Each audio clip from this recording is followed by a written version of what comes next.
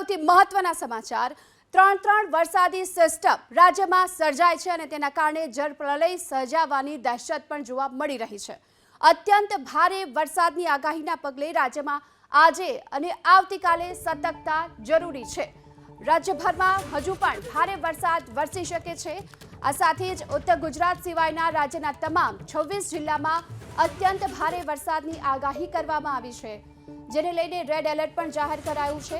આ તરફ કચ્છ, સૌરાષ્ટ્ર, દક્ષિણ ગુજરાત અને મધ્ય ગુજરાતના 26 જિલ્લામાં પણ રેડ એલર્ટ જાહેર કરવામાં આવ્યું છે।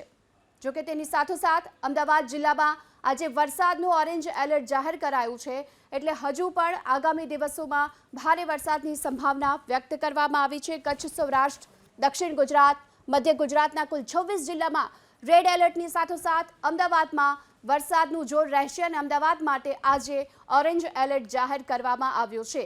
ઉત્તર ગુજરાતના 6 જિલ્લા માટે યલો એલર્ટ જાહેર કરવામાં આવ્યું છે।